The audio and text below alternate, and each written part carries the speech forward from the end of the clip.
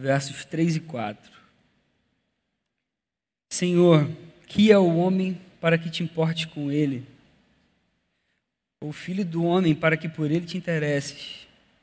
O homem é como um sopro, seus dias são como uma sombra passageira. Amém? A gente tem um Deus que é totalmente grandioso. Um Deus que é capaz de criar um universo como esse que a gente acabou de ver. Com toda essa glória e esplendor e majestade e soberania. Quando a gente se dá conta dessa verdade, a gente percebe o quão pequeno e frágil a gente é. O que sempre me impressiona é quantas vezes a gente é capaz de esquecer isso. Essa verdade, a gente é capaz de esquecer da grandeza de Deus, a gente é capaz de esquecer do seu poder, da sua glória, da sua majestade, da sua bondade. Tem uma historinha que um menininho chega para o pai e pergunta: pai, qual é o tamanho de Deus? Não sei se você já ouviu essa historinha. Aí o pai olha para o céu, vê um avião passando, um avião pequenininho lá no fundo, e ele fala para o filho assim: filho, você está vendo aquele avião? Aí o filho fala que está vendo, e ele fala assim: qual o tamanho daquele avião para você? E o filho fala para ele: é muito pequeno, pai, é muito pequenininho. E aí o pai leva esse filho para um aeroporto, e aí pertinho de um avião grandão, ele vai e pergunta: filho, e esse avião aqui, qual o tamanho dele para você? E aí o filho fala para o pai: pai, esse avião é grande pra caramba, é muito grande. E aí o pai meio que fala isso para o filho, né? Filho, mais ou menos assim, o tamanho de Deus para a gente. Quanto mais perto dele a gente está, maior ele é na nossa vida. Eu acho essa história legal, ela ilustra um pouco essa questão do tamanho de Deus. É óbvio que Deus não muda de tamanho, independente se a gente possa ver ou esteja perto dele ou não, mas com certeza a nossa percepção a respeito de Deus muda completamente dependendo da distância que a gente vive desse Deus. Eu lembro quando eu era adolescente, lá pelos meus 13, 14 anos, que eu surfava. Não sei se você sabe dessa história da minha vida, mas eu surfava. E já tem muito tempo, eu estava fazendo as contas, é mais da metade da minha vida que já passou. Bizarro. E eu lembro que nas férias de dezembro, janeiro, a gente sempre ia para Cabo Frio, né? E aí meu pai me ensinou a surfar e tal, quando eu era pequeno, e eu adorava e tal. E eu ia para aquelas praias lá de Cabo Frio, Praia do Forte, Praia do Pontal.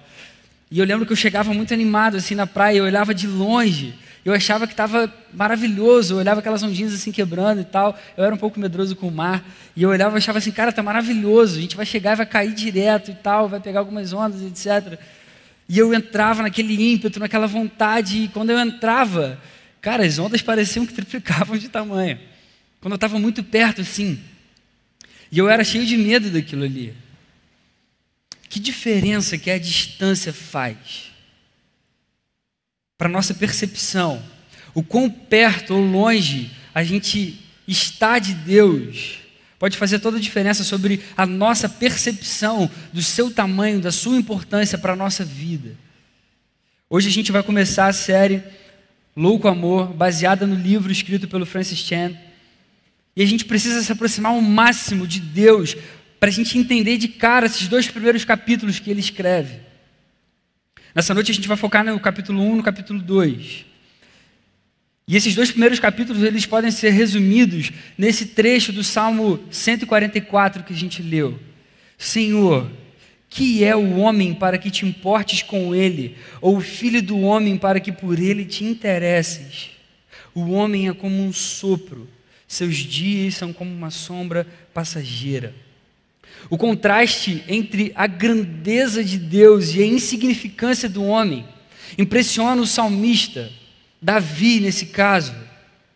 Parece o mesmo sentimento descrito por Francis Chan quando ele diz, ainda no primeiro capítulo do livro: às vezes sinto dificuldade em imaginar a maneira mais apropriada de reagir diante da magnitude de Deus, em um mundo inclinado a ignorá-lo ou no máximo tolerá-lo. Mas saiba de uma coisa: Deus não deve ser tolerado. Ele nos orienta a adorá-lo e temê-lo. O primeiro capítulo do livro, Ele é inteiro dedicado a falar sobre quem Deus é, sobre a sua grandeza, a sua santidade, os seus atributos. O segundo capítulo inteiro é dedicado a falar sobre a nossa fragilidade, a brevidade da nossa vida. E esses dois, eles têm uma ligação muito forte. Quanto mais a gente tem a percepção do tamanho, da grandeza de Deus, mais a gente entende a nossa fragilidade, mais evidente se torna a nossa pequenez, a finitude breve da nossa vida. Exatamente como a impressão de Davi no trecho do Salmo que a gente leu aqui. E a gente não apenas aprende isso lendo esses 2 primeiros capítulos do livro, que é um livro maravilhoso, mas isso é algo totalmente bíblico e traz ensinamentos muito profundos para a nossa vida. E a gente precisa se aproximar desse Deus que é sublime, que é grandioso, que nos ama tanto. E eu queria entrar um pouco a fundo nesses 2 temas aqui essa noite. Em primeiro lugar, como Deus é grande. Como Deus é grande. Senhor, que é o homem para que te importes com ele, ou o filho do homem para que por ele te interesses? Davi, num ímpeto de louvor a Deus, reconhece a grandiosidade de Deus e a declara reconhecendo como algo inquestionável. Deus é imenso. Não existe nada que a gente possa falar contra isso. No outro salmo, o Salmo 8, nos versos 3 e 4, Davi tem uma reação muito semelhante de percepção da grandeza e majestade de Deus. E ele fala palavras muito parecidas com essa que a gente leu, Salmo 8, 3 e 4. Quando contemplo os teus céus, obra dos teus dedos, a lua e as estrelas que ali firmaste, pergunto, que é o homem para que com ele te importes? E o filho do homem para que com ele te preocupes. Mas nem sempre a gente tem essa percepção sobre Deus. A correria do nosso dia a dia, a nossa rotina, um monte de coisa que a gente arranja para fazer, a nossa falta de tempo em buscar a Deus, parece que dissipam a reverência que a gente deveria prestar ao único e soberano Criador e Senhor de toda a terra. No início do capítulo 1, intitulado Pare de Orar, o Francis Chan ele faz uma reflexão muito interessante. O que aconteceria se eu pedisse a você que parasse de conversar com Deus por algum tempo e ao invés disso, desse uma olhada cuidadosa e demorada nele antes de pronunciar a sua primeira palavra? Quando o nosso coração é tomado por esse tipo de temor, a nossa percepção de Deus muda completamente. Eu lembro quando eu era estagiário, no meu primeiro emprego, na Petros, existia uma reunião de comitê que ali eram tomadas decisões de investimentos e tal, e eu era só um estagiário. E às vezes eu tinha que fazer algumas apresentações para mostrar alguns resultados ali. E era uma reunião que tinha diretores, tinham gerentes ali. E eu lembro até hoje, a minha percepção sobre aquelas pessoas era de hierarquia, de respeito. Na minha mente elas estavam acima de mim, eu ficava até com um pouco de medo, perto de algumas ali. Naquele ambiente, eram pessoas que estavam acima de mim. Eu não usava qualquer palavra naquela reunião. Eu media a minha forma de falar, de agir com as pessoas, eu prestava atenção na minha postura. Nunca passaria pela minha cabeça eu falar, sabe, qualquer coisa ali. Fala qualquer coisa mesmo e tá bom. Vamos ver no que vai dar. Não existia isso. E ali eram apenas pessoas, numa posição acima de mim, numa empresa. Quantas vezes a gente repete algumas orações sem a gente nem prestar atenção ao que a gente está falando, apenas pela rotina que a gente tem. Afinal, a gente precisa orar todo dia. Vamos orar, fala aí, repete mais palavras quaisquer. Cara, se a gente não dá atenção nem às palavras, o que dirá a quem a gente está falando? O nosso temor, ele vai mudar completamente dependendo da forma que a gente reverencia o nosso Deus. A gente deve contemplar quem Deus realmente é, antes da gente falar qualquer coisa.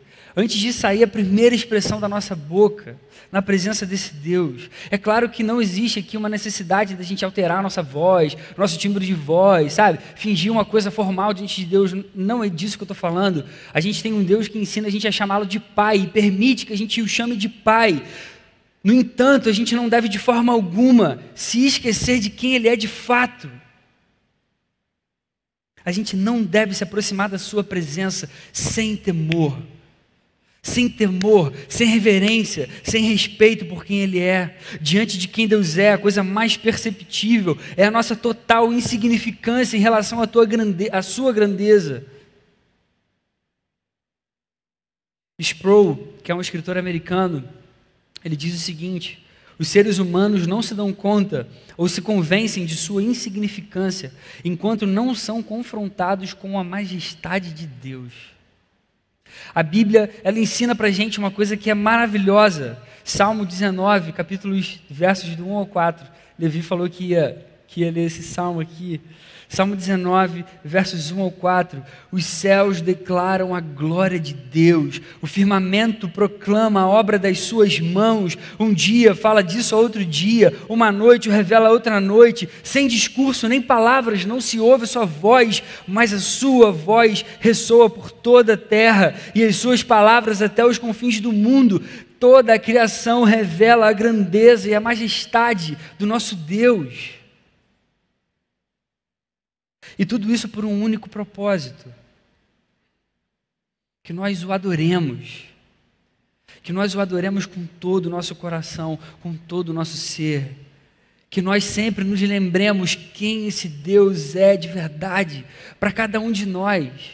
Não só nos cultos de domingo, quando a gente se reúne aqui para adorá-lo. Não só nos cultos de sábado, quando a gente se reúne aqui para ouvir a palavra. A gente tem um Deus que é altamente criativo e a gente pode ver isso claramente na diversidade da criação. Tudo para que a sua glória brilhe e a gente reconheça esse Deus como um único e suficiente Deus. Infelizmente, a gente é capaz de esquecer essa perfeição. A gente tem algo que o Francis Chan chama de amnésia espiritual. Por isso a gente tem que trazer à nossa memória o quão maravilhoso e perfeito esse Deus é sempre e sempre, a cada dia, a cada momento, a cada circunstância. A gente deve sempre temer a esse Deus. Tozer escreveu o seguinte: o que vem à nossa mente quando pensamos em Deus é a coisa mais importante no que diz respeito à nossa própria pessoa. A adoração é pura ou vil, conforme os pensamentos elevados ou inferiores que o adorador alimenta em relação a Deus. Por esse motivo, o assunto mais grave para a igreja é sempre Deus, Ele mesmo. E o mais extraordinário fato a respeito de qualquer homem não é o que poderá dizer ou fazer num determinado momento, mas sim a imagem que ele tem de Deus no fundo do seu coração. O mais extraordinário fato a respeito de qualquer homem é a imagem que ele tem de Deus no fundo do seu coração.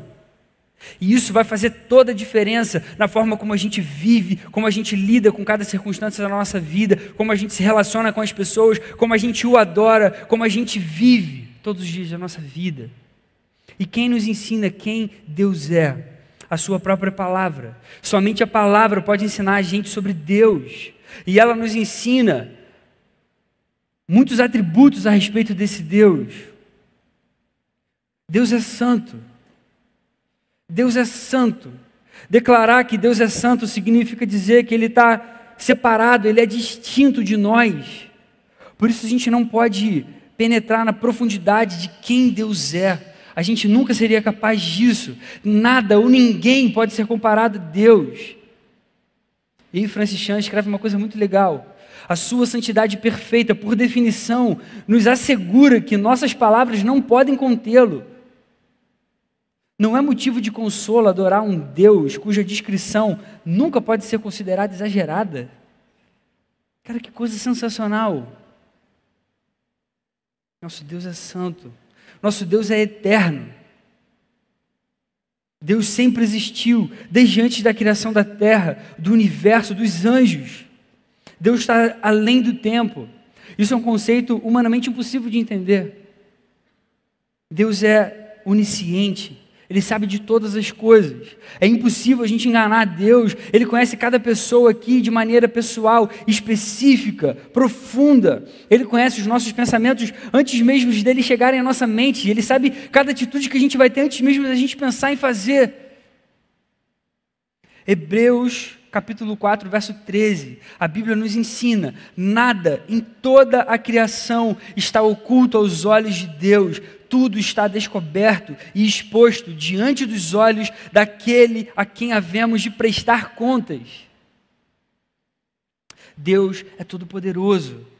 Paulo escreve aos Colossenses, capítulo 1, verso 16, pois nele foram criadas todas as coisas, nos céus e na terra, as visíveis, as invisíveis, sejam tronos ou soberanias, poderes ou autoridades, todas as coisas foram criadas por ele e para ele.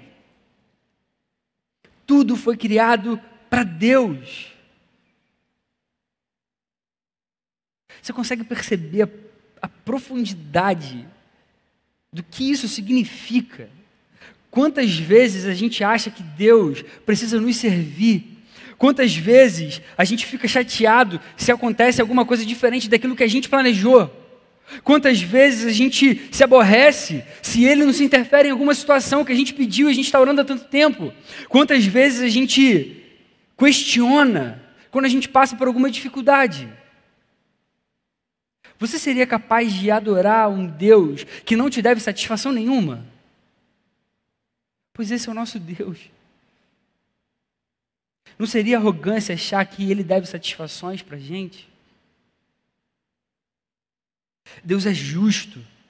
Deus é o único ser realmente bom. E é Ele quem pode estabelecer qualquer padrão de bondade. E por Ele odiar o pecado, Ele tem que castigar os pecadores. Por esse motivo, Jesus deu a própria vida numa cruz. Por causa do nosso pecado, o nosso Jesus foi torturado, foi espancado, foi escarnecido pelas minhas falhas em ser justo. Deus odeia o pecado e deve puni-lo. E Ele é totalmente justo quando Ele faz isso. E Ele fez isso no seu Filho amado, no meu lugar e no seu lugar. Esse é Deus. Esse é Deus. Mesmo sabendo que qualquer descrição que eu possa fazer ainda é muito insuficiente perto de quem Ele realmente é. E aí, quando a gente volta à pergunta do início do capítulo, refletindo de novo nela, o que aconteceria se você e eu parássemos de conversar com Deus por algum tempo e ao invés disso, a gente desse uma olhada cuidadosa e demorada nele antes de pronunciar a próxima palavra? Tudo muda, né? Tudo muda. Tudo muda. E como consequência da sua grandeza, como nós somos pequenos e frágeis. Davi continua no verso 4 do Salmo 144. Depois dele se perceber diante de Deus, de um Deus tão grande, tão glorioso e poderoso, ele diz: o homem é como um sopro, seus dias são como uma sombra passageira. Depois que Davi percebe a grandeza, o poder, o cuidado de Deus e é tomado por uma convicção de insignificância perto desse Deus, só há uma coisa a fazer: reconhecer a sua fragilidade, a sua finitude tão breve, a ponto dele comparar a nossa existência ao sopro. O segundo capítulo do livro é uma consequência inevitável do primeiro. É intitulado de Talvez Você Não Chegue ao Fim deste Capítulo. Como a gente falou antes, a gente vive nos nossos afazeres e tantas vezes a gente se esquece de Deus. E por conta disso a gente acaba não tendo noção da brevidade da nossa vida. O quão curta ela é. O quão pequena ela é. Da mesma forma que a gente é inclinado a se esquecer sobre quem Deus é, com toda a sua glória e majestade, a gente também se esquece quem a gente realmente é. A Bíblia ensina para a gente em Tiago, capítulo 4, verso 13 e 14. Ouçam agora vocês que dizem: hoje ou amanhã iremos para esta ou aquela cidade, passaremos um ano ali, faremos negócios e ganharemos dinheiro. Vocês nem sabem o que lhes acontecerá amanhã. Que é a sua vida? Vocês são como a neblina que aparece por um pouco de tempo e depois se dissipa. Será que a gente tem real noção desse conceito bíblico de brevidade de vida, de verdade, na prática, enquanto a gente vive no nosso dia a dia? Será que a gente vive com essa urgência no nosso coração, com esse pensamento: cara, eu não sei nem o que vai me acontecer amanhã. O mais importante aqui é eu viver minha vida inteira para esse Deus, que é digno de toda a glória, de toda a minha entrega e devoção. Frederick Buechner escreve o seguinte: intelectualmente, todos nós sabemos que vamos morrer, mas não temos de fato essa noção, no sentido de que esse conhecimento se torne parte do nosso ser. Não temos essa noção no sentido de viver como se a morte fosse uma realidade. Pelo contrário, nossa tendência é viver como se nossa vida fosse durar para sempre. Quantos de nós não vivem assim? Infelizmente, pelo fato de constantemente a gente se esquecer de tudo, de que tudo é para Deus, a gente se esquece que a gente foi criado por Ele e para Ele. E a gente vive vidas egoístas, e a gente vive totalmente distante, vidas totalmente centradas nas nossas vontades, nas nossas cosmovisões, e a gente acha que a gente está certo, não importa o resto. E é legal que o Francis Chan, no livro, ele faz a ilustração de um filme, como se toda a existência da humanidade fosse um filme sobre Deus.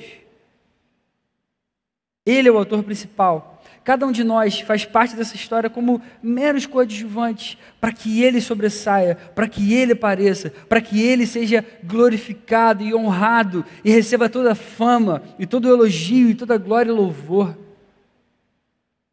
Tudo é para a glória dEle. Você já parou para pensar que tudo que acontece na sua vida é para Ele? E é isso que Colossenses ensina para cada um de nós. Isso muda completamente a nossa cosmovisão. Muda completamente as nossas prioridades. Muda completamente os nossos desejos. Muda completamente a nossa agenda. A vida inteira existe única e exclusivamente para a glória dEle. Diante da fragilidade e da brevidade da vida, a gente deve entender que tudo é sobre Deus. A principal lição que a gente precisa aprender diante da nossa insignificância é que tudo é para Deus. Tudo é para Deus. Então, se você está vivendo um momento super maneiro na tua vida, se você está passando por um momento maravilhoso, você pode viver de modo que o mundo saiba como vive uma pessoa que aproveita as bênçãos de Deus, porque tudo é para Ele. Se você está passando por um momento ruim, um momento de dificuldade, um momento difícil de se viver, Deus permitiu que essas coisas complicadas acontecessem, para Ele te dar a oportunidade de mostrar ao mundo que o seu Deus é grande.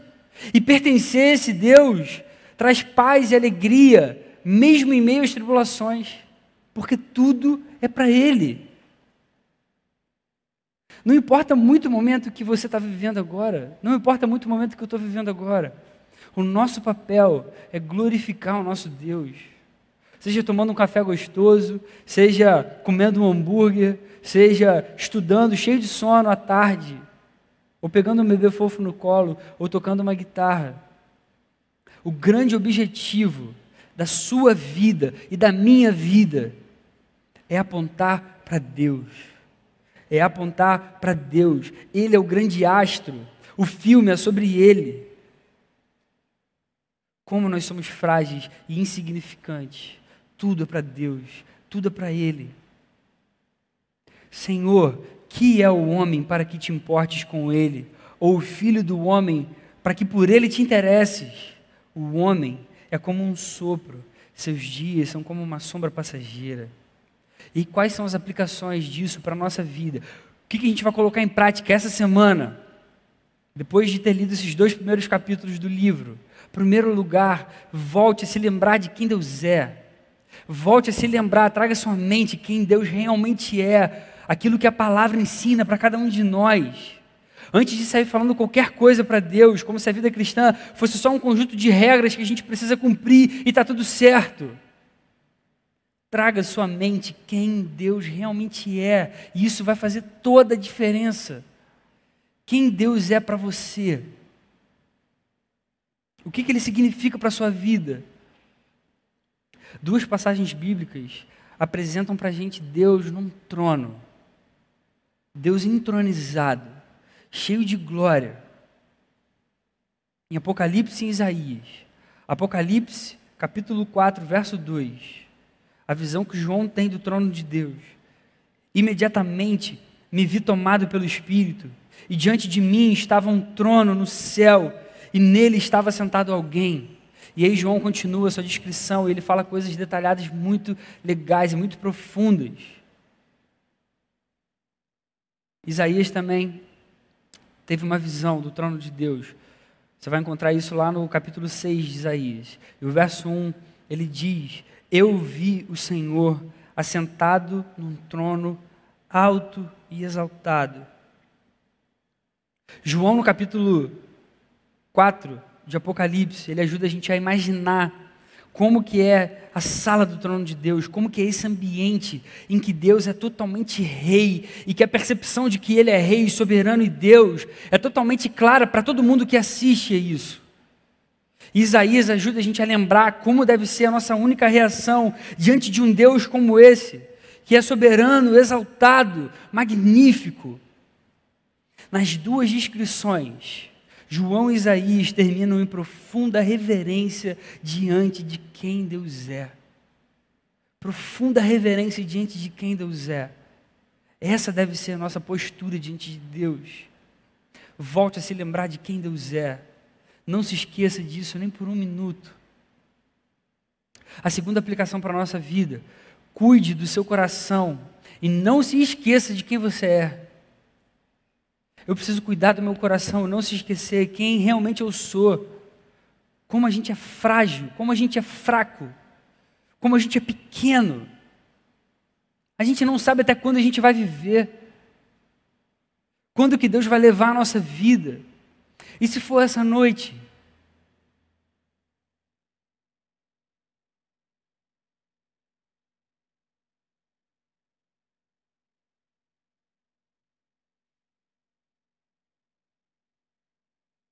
E quando chegar esse momento, não há mais nada a fazer.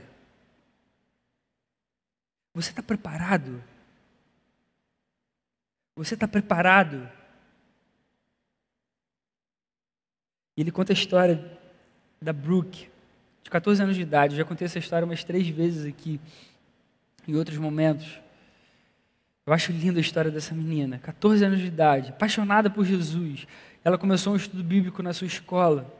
Ela usava o dinheiro que ela ganhava como babá para comprar bíblias, para dar para os seus amigos que não eram salvos ainda. E ela escreveu uma declaração aos 12 anos de idade. E num trecho dessa declaração ela fala: eu vou ser uma daquelas pessoas que vai a algum lugar com uma missão, com um plano incrível, um plano que muda o mundo e nada vai me impedir. Eu vou ser um exemplo para outros, eu vou orar por direção. Eu tenho a minha vida inteira pela frente, eu vou oferecer a outros a alegria que eu tenho e Deus vai me dar mais alegria. Eu vou fazer tudo o que Deus me pedir para fazer, eu vou seguir os passos de Deus, eu vou fazer o meu melhor. E ela sofreu um acidente de carro a caminho do cinema e morreu aos 14 anos de idade. Mas a sua vida causou um impacto que permaneceu na sua geração. No enterro dela tinham mais de 1.500 pessoas. E ali vários amigos dela leram poemas que ela tinha escrito e falaram como a sua vida era um exemplo de alegria, de devoção a esse Deus. Uma outra história do Stan. Ele estava fazendo um funeral e ele pregou o evangelho nesse funeral. E no fim da mensagem dele, num funeral, ou seja, já tinha alguém morto ali, ele estava trazendo uma mensagem de consolo para as pessoas e pregando o evangelho. No fim da mensagem dele, ele diz para as pessoas presentes ali: você não tem como saber quando Deus levará a sua vida. Quando esse momento chegar, não há nada que possa fazer a respeito. Você está preparado? E aí um pouco depois ele se sentou, o seu corpo tombou e ele morreu. A esposa e os filhos dele tentaram reanimar, mas não adiantou mais nada. Exatamente como ele tinha acabado de falar para as pessoas presentes ali, naquele momento. Quantos de nós aqui essa noite, com toda a sinceridade do coração, poderíamos responder de forma afirmativa essa pergunta? Você está preparado? É claro que a gente sempre vai ter aquele sentimento no nosso coração de que a gente nunca vai se sentir pronto. A gente nunca vai ser perfeito nesse mundo aqui, com a natureza caída que a gente tem. Mas hoje a gente poderia dizer que a gente sente paz se Deus me levasse agora. Se essa fosse a nossa hora de partir. Tozer escreve: por causa de seu pecado, uma pessoa pode desperdiçar a vida, o que significa desperdiçar aquilo que temos de mais parecido com Deus na terra. Essa é a maior tragédia humana e mais profunda tristeza divina. A gente tem de se dar conta que a nossa vida pode acabar num instante. Mesmo a gente sendo tão jovem, mesmo a gente achando que tem muito tempo ainda pela frente, a gente tem que cuidar do nosso coração e nunca se esquecer quem a gente realmente é. Seres pequenos, frágeis, amados por um Deus totalmente grandioso, poderoso e santo. Eu quero concluir lembrando mais uma história que o Francis Chan conta no livro. Ele diz que perguntaram para um amigo dele o seguinte: você não está dedicando tempo demais a servir os outros e doando além do necessário? E esse amigo respondeu com toda franqueza e de uma forma muito honesta: eu fico pensando se você diria isso depois da nossa morte. Será que toda a nossa entrega, toda a nossa devoção, todo o nosso amor oferecido a Deus, todo o nosso serviço, a forma como a gente adora esse Deus, será que é demais perto desse Deus que é tão perfeito, que é tão santo, que é tão sublime, merecedor de toda a nossa adoração e todo o nosso louvor? E tudo que a gente faz, será que é alguma coisa perto desse Deus? E será que a gente sequer pensaria isso depois da nossa morte, depois que Deus nos levasse?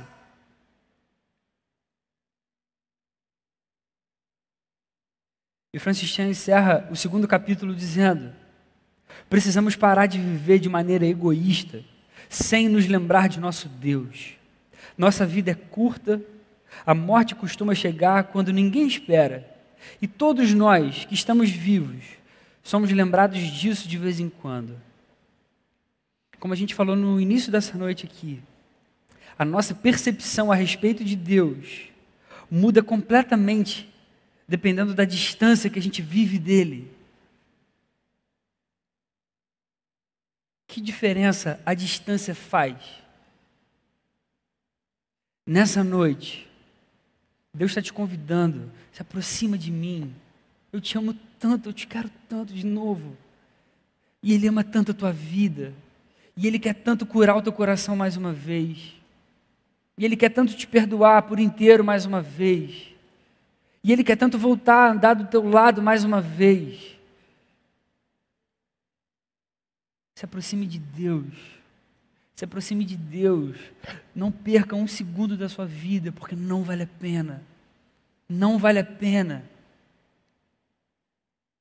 Se aproxime de Deus, o reconheça como Deus grandioso e perceba que você não é nada sem Ele no seu coração. Deus é tudo.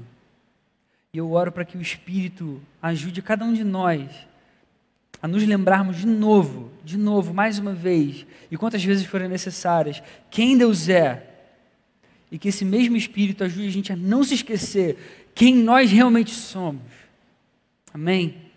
Vamos fazer uma oração? Fecha teu olho, baixa tua cabeça. Senhor, a gente quer reconhecer totalmente a nossa dependência, Senhor, e o quanto a gente é pequeno diante de você, Senhor. De verdade, Pai, de verdade, Senhor. Quando a gente olha toda a criação, Senhor, e toda a grandeza de tudo que os nossos olhos conseguem enxergar,